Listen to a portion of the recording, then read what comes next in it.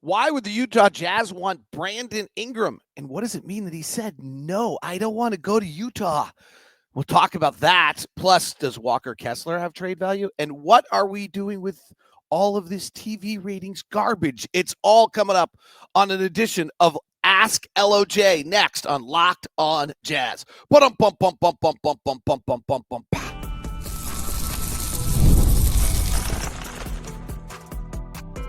You are Locked On Jazz, your daily podcast on the Utah Jazz. Part of the Locked On Podcast Network, your team every day. How are you? I'm David Locke, radio voice of the Utah Jazz, Jazz NBA insider. This is Locked On Jazz, your daily podcast on the Utah Jazz, giving you insight, expertise, geeky numbers, and hopefully making it way better to be a Jazz fan each and every day. Thank you so much for making Locked On Jazz your first listen of the day. We are free and available on all podcasting apps, available on YouTube, available on Amazon Fire, available with a free daily newsletter as well. That's right. Go to Locked On Daily. Get your free Utah Jazz newsletter. On today's episode, it is an Ask LOJ edition. I will finally get to touch on the silly TV ratings conversation. Somebody asked me my best arenas to call a game in, so I'll share that before we're done. Jimmy Butler, big news here in Miami. Why don't players want to come to Utah? Are the Jazz really willing to trade Walker Kessler? Are the Jazz really willing to pay Walker Kessler if he can't finish games because he can't make free throws? All of those questions coming to you from our everydayers. Thank you so much for being an everydayer here on Locked On Jazz. Today's show is brought to you by FanDuel, official sportsbook of Locked On. FanDuel, get into the game with FanDuel and earn yourself an extra $250 in bonus bets if your first $5 wins. Visit FanDuel.com to get started with all your questions coming in. But we first start with a rumor that was out by Michael Scataro of Hoops Hype during the week. Hoops Hype had a story that the Utah Jazz wanted Brandon Ingram. They were, quote, exploratory talks. Now, before I put a damper on our entire question, I got to say, the fundamental job of Justin Zanuck of the Utah Jazz is to have exploratory talks, right? If Justin Zanuck's not having exploratory talks with every single team about Giannis, Luka, Jose Alvarado, any player, he's not doing his job. They're literally, the Jazz should have had exploratory talks on all 250 players that exist, or 450 players that exist in the NBA. That's literally their job. So I always find the exploratory talk conversation a little suspect. So let me just say that. The reporter's really good. And Hoops Hype is doing an amazing job of being the last existing, thriving web-based content out there. So a lot of respect. But I just wanted to make sure we clarify. Now, so the story is, with that clarification, that the Jazz had exploratory talks with the New Orleans Pelicans about Brandon Ingram that got shut down by Brandon Ingram because he was unwilling to sign an extension in Utah. And the Jazz, then the next part of the story was that the Jazz had included John Collins in those talks. All right, so then let me address that last part first. It's not hard to do what the trades have to be, right? They have to match money-wise. And so, when you suddenly look at the New Orleans Pelicans cap sheet, you and I can all do this together. And if you're really talking about Brandon Ingram, and Brandon Ingram is making the money he's making, well, then it's not complicated to figure out who had to be involved in the talks, right? So Brandon Ingram's making $36 million. Well, if the Jazz are going to trade for Brandon Ingram, then they're either trading John Collins or a combination of Colin Sexton and Jordan Clarkson, who are similar players, to get to $36 million. Because John Collins is at $26 million. We would have still had to found another $10 million. We might have had to include Jordan also, as it's hard for us to get to $10 million. We put Svi and Drew Eubanks in the deal. You just kind of have to, you can get there naturally, right? The John Collins is at 26, Colin Sexton's at 18, Jordan Clarkson's at 14. We can put these numbers together every single time. So it's, again, the newsworthy part to this is that if it really got to Brandon Ingram, and that Brandon Ingram really said no. And so let's go with a few things here. Number one, the fact that the Jazz inquired about Brandon Ingram tells me a little something. I really have the feeling right now, and this is just my opinion. I have not had anyone in the front office tell me this, that by doing what we're doing this year, where we're fully trying to develop players and in lieu of focusing on the win-loss record, that we're kind of in this for 3 years. Like if you're suddenly playing the draft game where you're trying to build your team through draft prospects. To me, you have to do it for it to be worth it. You have to really commit to it. That's what's brutal about it. And what I think we could discuss is totally wrong with the NBA. For 3 to 4 years, like the tank, if you want to call it that, works. You get to the playoffs. If you tank for 3 or 4 years, you'll make the playoffs. It actually works. It's like 90%. Sacramento's like, Washington, everyone made the playoffs. Like they tanked, they got John Wall, they got Brad Beal, and they went and made the playoffs. They didn't go very far, but they made the playoffs. So to me, I've thought this kind of all year, like, okay, well, it's not just this year, it's next year, it's the year after, and it may even be the year after that where we're still kind of in this.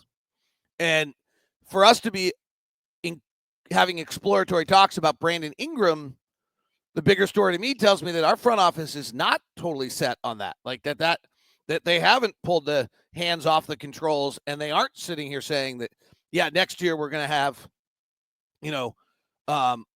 a starting lineup of Keontae George, Dylan Harper, Cody Williams. Taylor's probably not back yet, but maybe at some point Taylor Hendricks and Walker Kessler. We're not. Lowry's got to be in there somewhere, or not, frankly. By next year, he could be traded. So I don't know.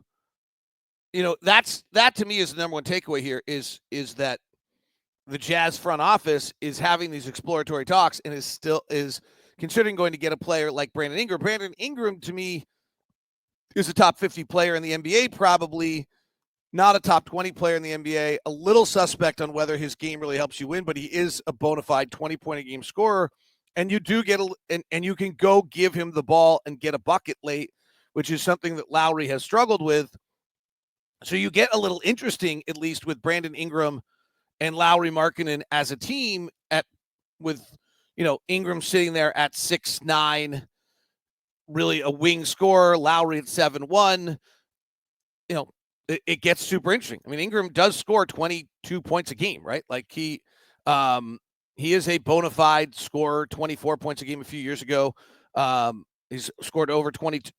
It's not always with 3-point shots. It's not always with a lot of free throws, but he's a bona fide big-time scorer. There aren't a lot of guys that can score 24, so you're definitely upgrading. He's 27 years old, and you're suddenly putting a piece next to Lowry, which makes keeping Lowry in the offseason make a lot more sense. So, it's interesting. It ties into it. To me, that ties into a timeline concept that the Jazz aren't necessarily in this, like, complete rebuild for the next 3 or 4 years. Like, in my mind, I think we are. And it would then also make sense of why you re-sign Lowry instead of trading Lowry. I mean, as we're in the midst of this and you start to think to yourself, like, wow, if we're really in this for 3 or 4 years, you begin to wonder, like, wait, why didn't we trade Lowry? Like, well, if we're trying to go get Brandon Ingram, then that's why we didn't trade Lowry. Because if our front office still belief is like, yeah, we're still adding significant piece if he becomes available as quickly as possible, then that's why you didn't trade Lowry. And that also tells you that we're not in this. So I think it's a really interesting story into where the front office is, where they might be, where they're considering how, you're not hearing Washington trying to go get Brandon Ingram right now. You're probably not hearing Brooklyn trying to go get Brandon Ingram right now. So that to me is really interesting. The part that Brandon Ingram wouldn't sign an extension in Utah, that's a bummer. Ryan Smith is working awfully hard to try to single-handedly change the entire image and presentation of our state and how we're perceived.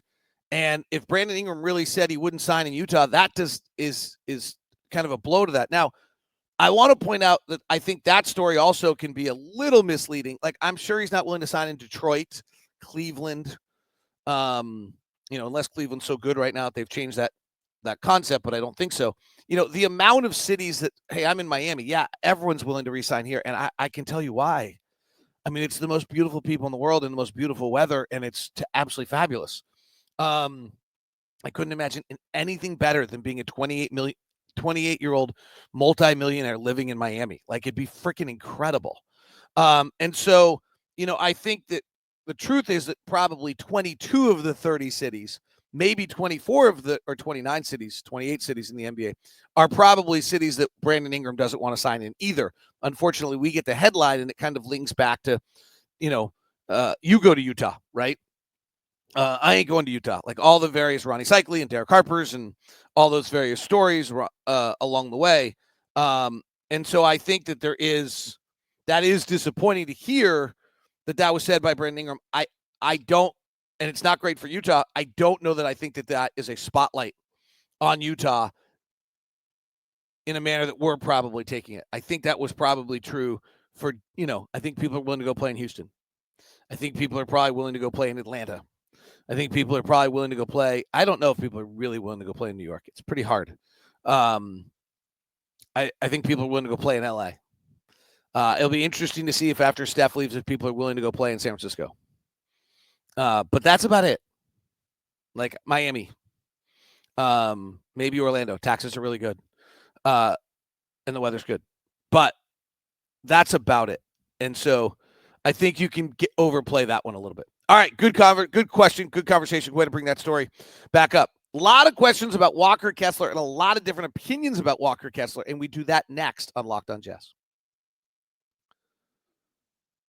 Friday edition of Locked On Jazz is brought to you by Murdoch Hyundai. Murdoch Hyundai, located at 4646 South State Street, also located in Logan and in Linden.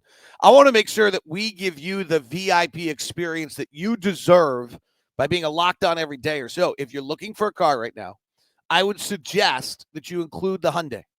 Why? Because for the bells and whistles, safety features, driving ability, the price tag's incredible. Now, maybe you want your Land Rover. Maybe you want your Range Rover. Maybe you want your something else because you want. Okay, that's fine. But at least take a look at the Hyundai. You can decide what you want. But I think you should, for the safety features, the value of the car, as good a Hyundai is, and the price point, there's nothing else that matches it, in my opinion. That's why I've bought 3 of them. And the Murdochs have been in Utah for over 80 years, giving you the best service they possibly can. So let them take care of you. We'll give you the VIP treatment. Email me first at dlock09@gmail.com. I'll set up your meeting for you. You walk in, the best salesperson in the house is waiting for you right there. You don't have to do that awkward thing where you walk in, look around, like figure out which vulture is going to come get you. None of that. Will give you the best experience you possibly can at Murdoch Hyundai, located 4646 South State Street, also located in Linden and in Logan. Again, email me at dlock09@gmail.com. That's dlock09@gmail.com. Today's show is also brought to you by our friends over at FanDuel. That's the official sports book of Locked On. FanDuel giving you the very best, and now giving you $250 in bonus bets if your first bet is good. America's #1 sports book. Right now, new customers can finish the season strong with $250 in bonus bets in your first $5 bets. FanDuel, so many ways to pick up a W. Betting which players will score a touchdown, how many points each team will score. It's all thrilling. You can do all those various bets. Then visit FanDuel.com during ball games to get your latest hunch taken care of. It's FanDuel.com for your chance to win $250 in bonus bets. Make every moment more with FanDuel.com, official sportsbook partner of Locked On and the NBA. By the way, if you're wondering, in the college football playoffs, lines of the 4 games that are left, are the lines out for these yet? I'm not seeing it. I'm getting who they think will win the Century Tour of Champions. Hideki Matsua and Colin Morikawa are the favorites in that. I'm not seeing college football. Oh, here it is. College football playoff. Notre Dame is a 1.5-point favorite over Penn State, and Ohio State is a 5.5-point favorite over Texas. Ohio State, the odds-on favorite right now to win the whole thing. Tonight, NBA action across the board. The most interesting game, Oklahoma City is a 5-point favorite against the Knicks, and Boston's a 2.5-point favorite in Houston. Sacramento's a 3.5-point favorite at home against Memphis, and the Lakers are 3.5-point favorite at home against Atlanta. Really good NBA games today on the docket. Go to FanDuel.com. Win your first bet. Get $250 in bonus bets.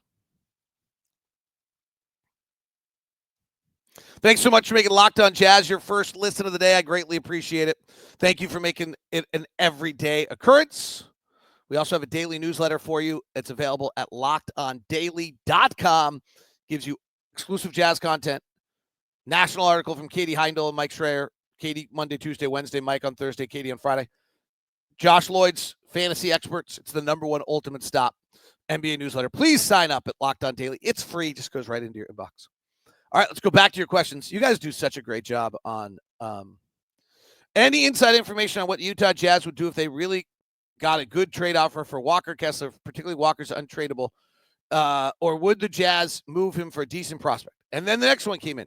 Is Walker a really good prospect if you can't play him at the end of games because he can't shoot free throws? And then the next one, Walker is a really good prospect that fits our timeline on a rookie contract, and we're sitting on 15 first-round draft picks, 11 of which are tradable. How many more do we need? Okay, a lot here. I think Walker is the bright spot of the season. If the story of the season was developing 7 young players and seeing where they were, finding out who they are, as the priority of the season, to me, Walker is absolutely the bright spot of the season. He has been, in my opinion, the most improved, the most consistent. He leads in our reliability pluses on Postcast, which tells you something. And he has shown the most viability to be an everyday NBA starter and rotation player in the NBA. Now, what does that really mean? I think Walker has shown he can be a 20 to 25 minute a night player, and 25 minute a night player a night, who on certain nights can play 35. I think he can start. I don't know if he can finish, for a bunch of reasons. I would like it if our defense was considerably better when Walker's on the floor, and it's not. That might be an issue of our defense, not of Walker. Walker's pick and roll defense is sliding right now. He was incredible early in the year, like 1 or 2 in the league. It's not there anymore. I only mention these things because at one point, I mean, he looked like truly elite. There was a discussion around the team about whether or not he's a top 15 defensive player in the NBA right now overall, which is pretty positive. So then why would you possibly trade Walker? Well, first thing is every player on your roster, every single player on your roster in the entire league, other than maybe Victor Wembanyama, is tradable for the right price. Like, I think if San Antonio called Denver and said, we'll trade you Victor Wembanyama for Nikola Jokic, I think they'd do it. So I think every player in the NBA is tradable other than Victor Wembanyama. So, like, then at what point would you trade Walker? And you'd have to decide that, 2 first-round draft picks to me that are both going to be sub 11, so 11 through 30, is you're getting one rotate. Your chances are you're getting one rotation player. Well, Walker's already proven to me he can be a rotation player. So, unless you think you're trading Walker for a player that could be a top 10, has a draft pick with the possibility of having a top 10 pick, and I cannot believe that anyone would give that away, I can't really see the value in trading Walker for 2 first-round draft picks because you hit on 50% of first-round draft picks after 11. 50% become rotation players. So the fact to me that Walker's proven he's a rotation player this year tells me that it's really hard to trade him. The next question is then what one of the questions kind of alluded to is, like, are you really willing to pay someone who can't finish games? Now, that's where this gets a little interesting. At some point here soon, the Jazz have to pay Walker. And what will Walker want? What do the Jazz want to pay Walker? And what's Walker worth are probably 3 different pieces of the puzzle. And Walker probably wants this. The Jazz want to pay this. And what Walker's worth is somewhere in the middle. That's kind of the way it always works. If that becomes acrimonious in some way that Walker's insistent on getting more money or overpaying, or it hamstrings the Jazz and in a manner that makes it so it's not worth it, and the Jazz think, hey, we're going to end up having to pay 2 or 3 max contracts here at some point, Walker's not going to be one of them, certainly, but we don't want to be paying Walker more than, I right now think, by the way, that a starter in the NBA is 25, maybe 30. A high-level starter is 30. A star is 40 to 50. A good rotation player might be 15 to 20, and Like Joe Ingles is not playing at 10, I think, in Minnesota. I think that's like you start to look at salary structure in the NBA. I think we're kind of close to that number. So if Walker's at 25, 4-year, $100 million deal, that seems like a really probably fair deal that you sign. I made that up. Is a starter, $25 million for a starter seems to be kind of a going number. And you end up with a deal and maybe. But when Walker suddenly wants 30, 35 or something like that, and that 25, I'll bet you that there's people in the Jazz office, I heard me just said that, who just cringed and went nuts. Like Jared Allen is probably Walker's kind of is right now where I think, you're trying to get Walker to have a little bit more offensive game, which gets him to kind of a Jared Allen type player. Jared Allen's making 20. So maybe it's a 4-year, $80 million deal at 26 years old. Mitchell Robinson of the Knicks, when healthy, is probably decent comp. He's only making 14. So those are Daniel Gafford, who is probably a comp, is only making 13. So, all right, my 25 is probably where Walker's going to come in. Zubac, who is probably, again, comparable player to Walker, is making 11. So my 25 is an outrageously high number. That's probably where Walker comes in. The Jazz probably come in at like 14 or 15. And then the question is whether they can, get something done between that. I think Nikola Vucevic is only making 20 and he's got an offensive game, no defensive game. So yeah, my number was too high. I kind of knew it the minute I said it. So yeah, there's where you are on Walker. And so if Walker wants 25, then you're like, yeah, we're not doing that. If Walker wants 20, you're probably saying we're not doing that. If Walker wants somewhere, like it just depends what that number is. And so if you get into a point where suddenly you don't want to pay Walker that money, then trading him for picks makes sense. That's kind of where this whole thing works the whole time. So, but I think Walker, the big point here is I think Walker's the bright spot of the whole season. I think is really proven he is a good prospect. He is a solid player, and he can be I think we need a top 10, a top 20, a top 50 player. I'm not convinced that Walker becomes a top 50 player in the NBA. I think Walker becomes a really, really good NBA starter on a team, and then time will tell whether he can finish games. And also, his ability to guard in space right now gives him a better chance to finish games than he would have had otherwise. That's maybe the biggest development. And when I say whether he's going to play 30 minutes a night, like a lot of teams are going 5 out. That's hard if you're on some of those matchups. Like there's just times you can't play. Like it's just too difficult. But he's getting better guarding in space, so there's more and more he's going to be able to guard. All right, little rapid fire. Jimmy Butler, TV ratings, favorite place to call a game, all as we continue on today's edition of Locked On Jazz. Locked On Jazz is brought to you by Game Time. Game Time is the official ticketing app of Locked On. It has also got every single feature you would want, which makes it the perfect ticketing app for you. Why do I say this? Because if you like going to live events, sports, media, theater, comedy, this is what you want to do. Game Time has made it easier to get your tickets for every favorite event with their new feature called Game Time Picks. This feature filters out the fluff to show you only incredible deals on great seats, so you don't have to waste time searching through thousands of tickets. Whether it's a concert, I was all over Game Time all summer long trying to find amazing deals on concerts. The Super Deal feature was particularly impressive to give me the best prices on the best seats.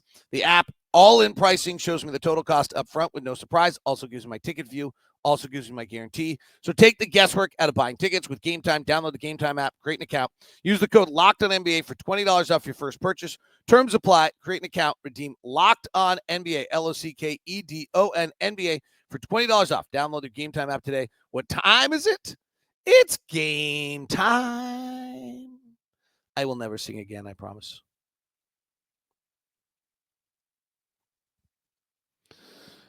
Thanks so much for making Locked On Jazz your first listen of the day. Jazz Heat coming your direction tomorrow. By the way, we are back home. We're allowed to play home games again. We play Atlanta on Tuesday, and then I think we have Miami again on Thursday. Is that right?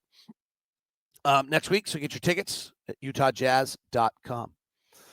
Big story here is that Jimmy Butler basically came as close to announcing he wanted to be traded last night in a presser, saying he has lost his joy for basketball. He wants to have it back. He doesn't think he can have it in Miami. What do you think teams would be smart to make a large offer for him, or is he just a bit too old? Jimmy Butler is a year off being a top 10 player in the NBA. So I think he's still got a lot in there, and I think he can win you a playoff game, and I think he can ball up if he needs to. You are, he is 35 years old. You are on the downside. So a large offer, probably it would be questionable. But I do think, in the next year or two, if you're a championship caliber team, I think he could really push you over the edge. I don't think they would do it. But the one that would be interesting to me is what he would do for Oklahoma City. I don't think they would do it. It would be risky. But I don't know. And they have this camaraderie. But he's got enough chutzpah, and he's got enough kind of, to be able to give Oklahoma City something they simply don't have. And so I actually find Jimmy Butler interesting there. Denver would be another one if they really, but Jamal Murray's coming back around. But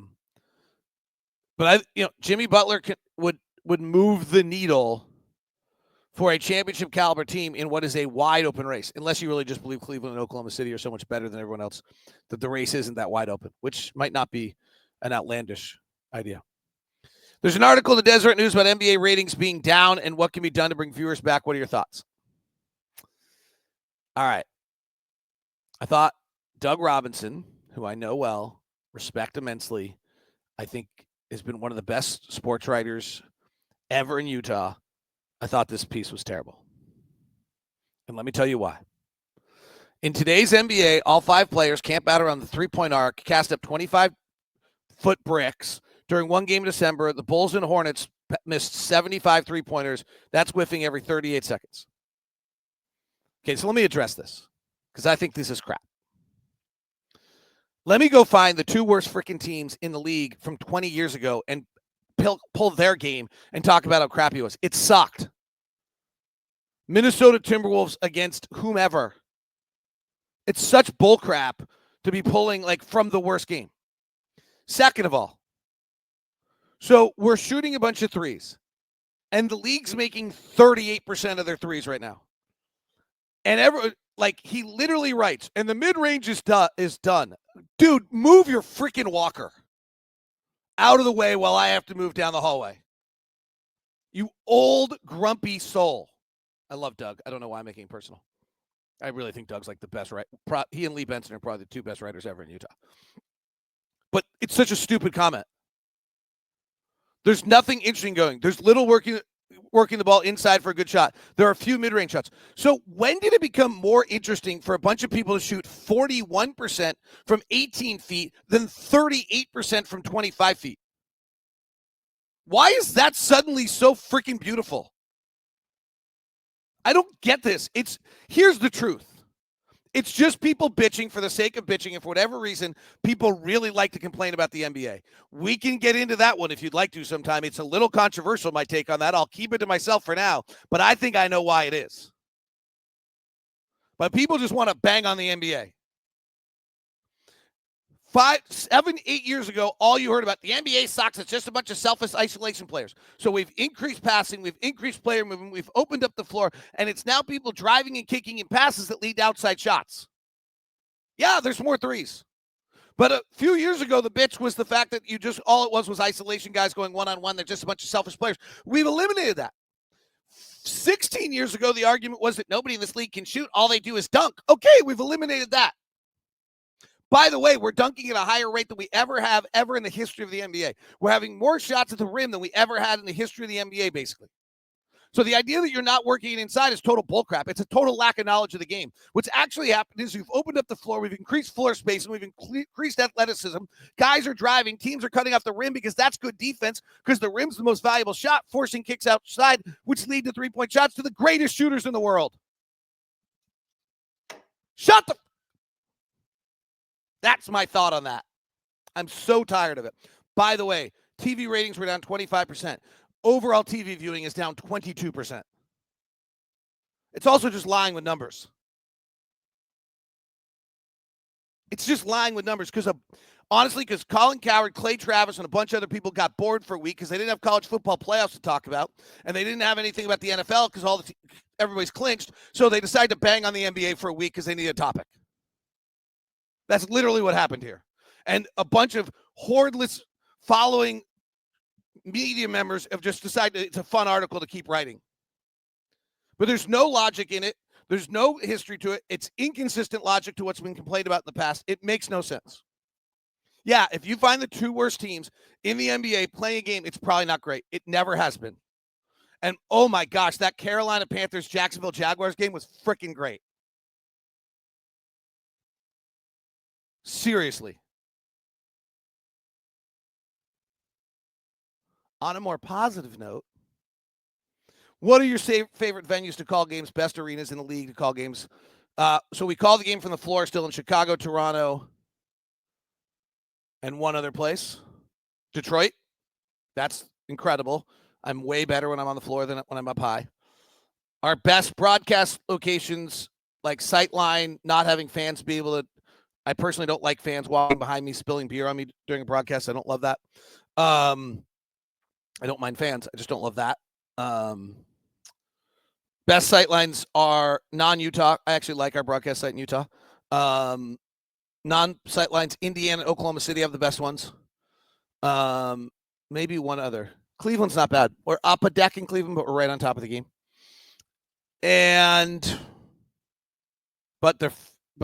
It's hard to get to, and I can't go to the bathroom during the game in that one because it's too far away. So those are my, and then, I mean, being in Boston at the Garden is probably the best arena. And then for me, I grew up in San Francisco, so anytime I call a game at home is amazing. All right. Thank you very much. That is Locked On Jazz. Little temper tantrum in there from me. Hope you enjoyed it. Have a great day. Talk to you soon. We now send you the first ever 24/7 national NBA channel at Locked On NBA on YouTube. If you're on audio, after every night's action, we're giving you Locked On NBA gives you game night running through every single game, every team, every game. Make sure you check it out at Locked On NBA.